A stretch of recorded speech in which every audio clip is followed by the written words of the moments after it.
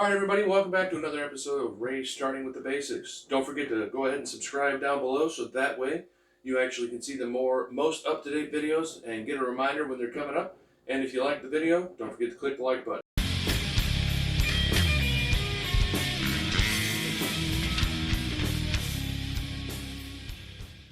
So today we are going over electrical stuff. I got a light switch here that I'm going to be replacing. There are what they call a two-way light switch and a three-way light switch, and so on. They also have dimmer switches. This particular one is a dimmer switch style. So we're going to go ahead and install that in the dining room, and then we'll get the other one from the dining room and install it here. Whenever you're doing electrical work, you want to be very careful. So before I get anything started, I just want to let you know that if you're doing any electrical work, I don't take any personal responsibility for that. That is all upon yourself, because if you don't do it right, you can shock yourself, put yourself in the hospital, possibly burn your house down, or cause other problems. So if you're doing it, make sure you pay attention and you do it correctly. There's a circuit breaker or a circuit panel in your house. That's in another room. We'll go over that in a second. I also have some tools here that will actually tell me whether or not things are still what they call live or have power to them. I have a voltage tester or electrical tester right here. I'll show you how that one's used here shortly. We'll go ahead and turn the voltage tester on here. You heard it beep. The green light means it's safe. When it goes red and it starts beeping, that means that you have a hot spot or that a power has electricity to it. There you go. Just by turning that light switch off does not mean that the power is gone from this actual area.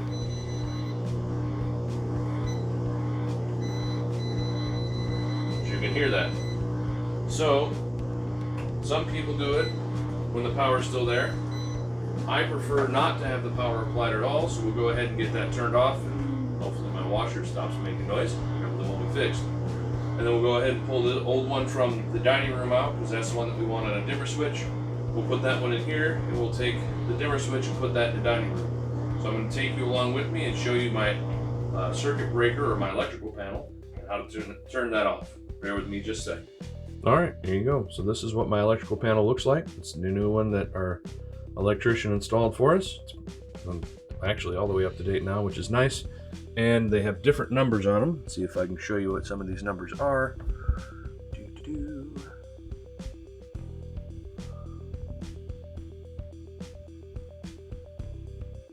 we go. So as you can see, these numbers here, number 1, number 3, you can kind of see 5 there on the side, and 7, so it's odd numbers on my left side and even numbers over here on the right side. Alright, so there we go.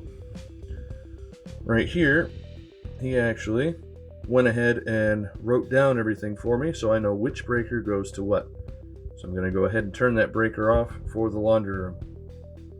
Alright, so the washer's done, thankfully. I went to my circuit breaker like I showed you, found the one that was from this particular room, flipped that breaker off, and we're good to go there. To prove to you that it's off, 1, the light's off, but 2, I got this tester here. So it's still in the on position, no matter which way I flip the switch. It doesn't go anywhere. Take this back up, hold it in here, nothing happens. Alright, so now I need to take that apart, and then we need to pull everything off. I got my other switch here from the other room for it. Alright. Okay. Well, this one here actually has 3 wires on it versus just 2. So let me bring you in and show you what I'm talking about. There you go. That's the 3 wires. That one's actually black wires. You got your white wires in there that you can see. And there's also my grounding wires, which are in there. A regular wall plug like this one will only have the connection for 2 black wires or positive wires or hot wires. And this one here is a double pole switch. So it's got the 2 black. It's got my 2 neutrals or grounds. And then it's got my grounding point here. So these are my neutrals. This is where the black or the hot wire connects to each of that one. So I'm going to have to take that apart a little bit and show you how I do that. Okay, well, I've already showed you that it's no power supplied. I'm going to check it again because I like being extra safe. All three of these wires are not hot. Save me time here. I'm just going to come in and I'm going to cut this.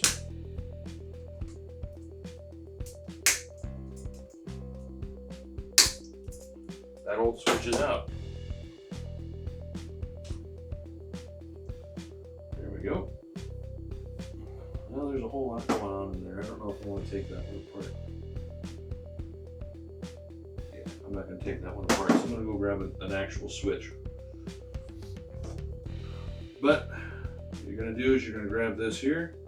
You can do it with your cutters. You can do it with that razor blade. Grab it, cut through the insulation a bit. And if you do it right, all right, so I brought you in and I showed you what those three wires look like. I got this one right here. I'm just gonna go ahead and cut this bad boy open. I cut back about an inch, maybe an inch and a half. I'm gonna need enough room that I can actually curl this wire around and make it into a U shape or a hook shape. Just like that. So this is gonna go ahead and connect right down here like this. So these two are connected to the one side, so I'm going to keep those connected to the same spot. I'm going to connect this one to the other side.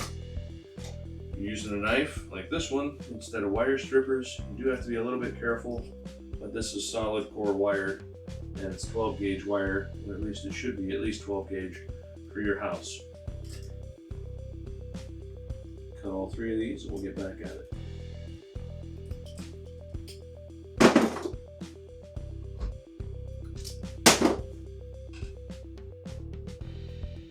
All right, so I went ahead and got all three of those cut. I got this one here. I've got my two spots where the black wires are gonna go. I have my one grounding point that I have over here. I have my grounding wire back inside that I haven't messed with yet, so let's get that pulled out.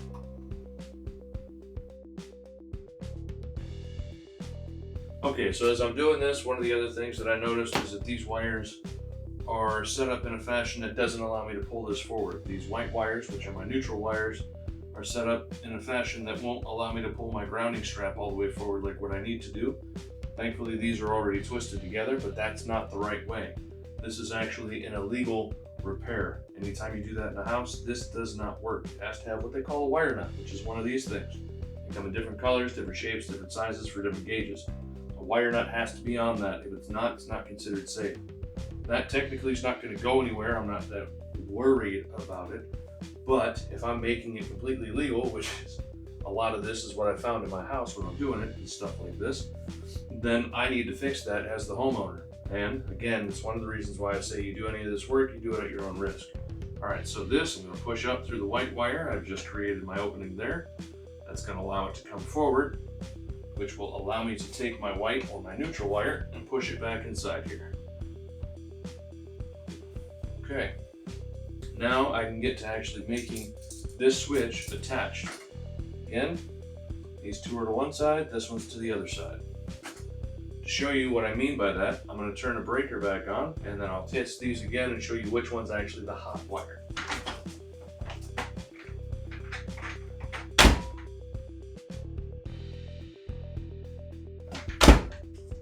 Alright, so we got my breaker turned back on. Got our electrical tester. Hot.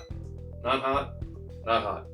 So what this switch is going to do when it's turned on is actually turn on two separate things. I don't know what the other one that turns on is, but I'm curious, so I'll probably go figure that one out later. One of them I know is the light in this room. So that's my hot one. So that's got to go on its own independent pole or position. One of these two, choose one or the other.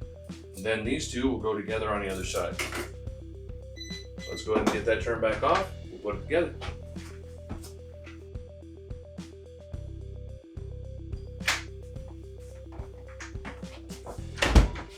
All right, just like that, a little bit of Hollywood magic.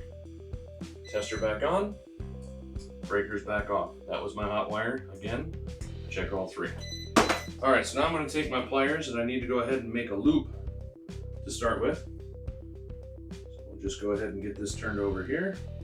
Normally I would have what they call needle nose to do this, but I don't know where my needle nose are at the moment, which is fine. I grab towards the end of the wire. I'm just looping it back.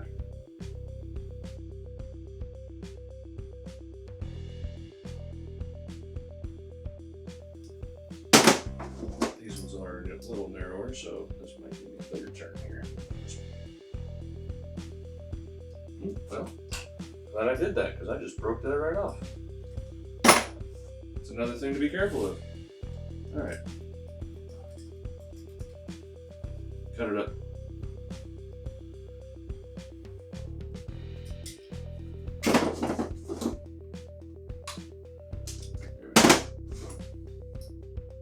Grab that bad boy there.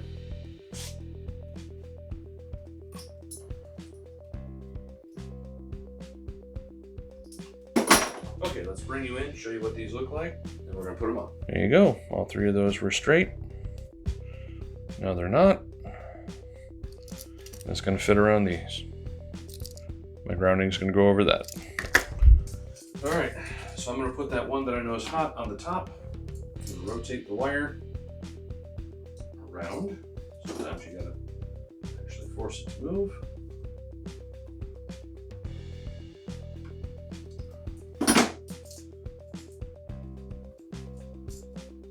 Put that in behind the exposed copper behind the nut. Grab my flathead and tighten it down.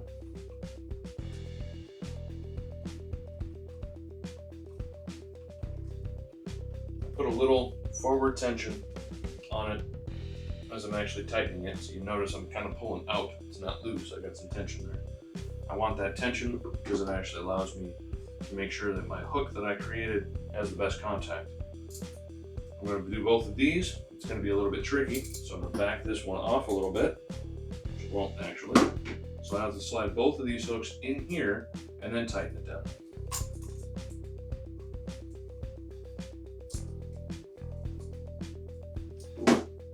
Sometimes you can get away with pushing it down with a screwdriver. Just be careful not to hurt yourself.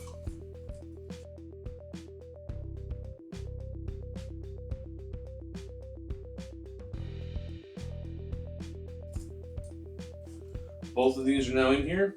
I'm going to put tension on it by turning it sideways, using my thumb to push it out. That way the wires don't slip out from underneath the nut here. You'll notice when it's tight, it'll push itself to the point where it's not going to want to move. I usually call it 2-finger tightness. If I can't tighten it anymore with 2 fingers, that means it's not going anywhere. Yeah, that's solid. All right, now let's move on to this one.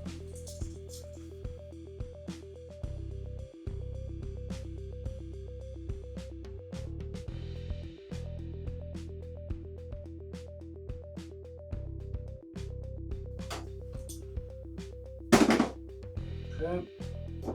This one I'm going to use my Phillips. Again, I'm pulling down and out. Alright, guess I'm using my flathead.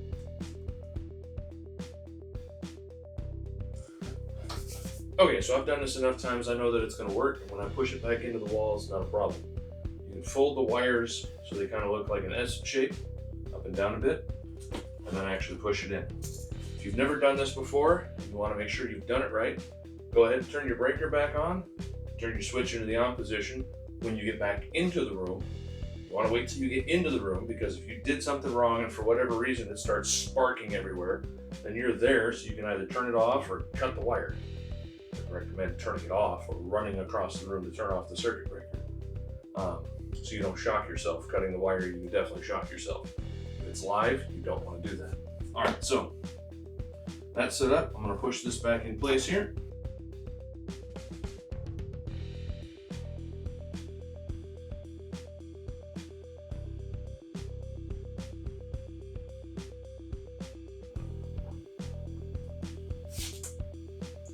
All right, that's good and solid. Let's put on our faceplate.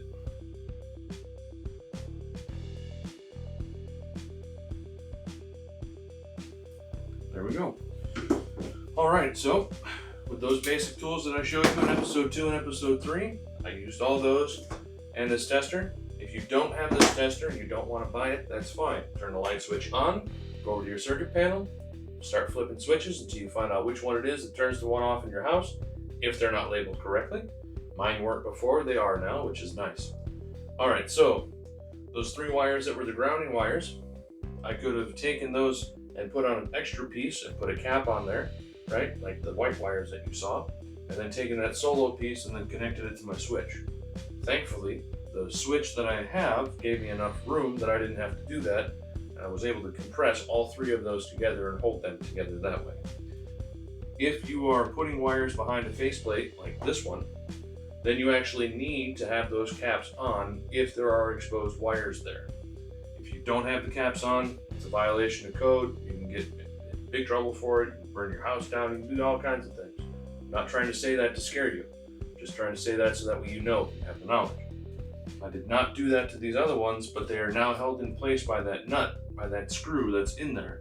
So I don't need that nut now to hold all three of those together and give me that proper grounding just in case something ever happened. Let's turn this off. Like I told you, I'm going to turn the breaker back on. We're going to come back in, throw the switch, and our light should come back on. Be right back.